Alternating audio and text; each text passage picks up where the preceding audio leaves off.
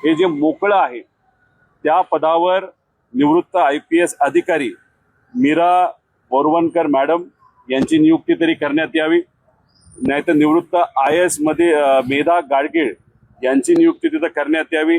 सामाजिक कार्यकर्त्या वर्षा देशपांडे जे स्त्रीभ्रूण हत्यावर त्या ठिकाणी काम करतात त्यांचं करण्यात यावं।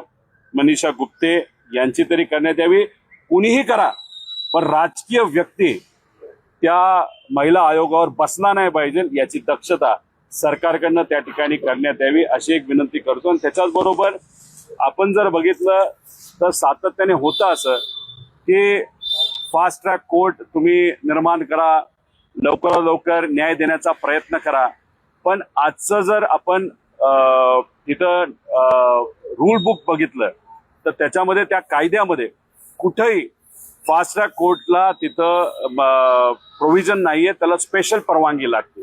त्यामुळे आमच्या सगळ्यांची मागणी आहे, लोकांची मागणी आहे, शक्ती कायदा जो अधिवेशनामध्ये पास करण्यात आला होता महाराष्ट्रामध्ये, केंद्र सरकारने त्या कायद्याला त्या ठिकाणी नकार दिला, तो परत पाठवला। तो शक्ती कायदा लवकरात लवकर या महाराष्ट्रामध्ये लागू केला पाहिजे, कारण त्याच्यामध्ये फास्ट ट्रॅक कोर्ट हे इनबिल्ट आहे।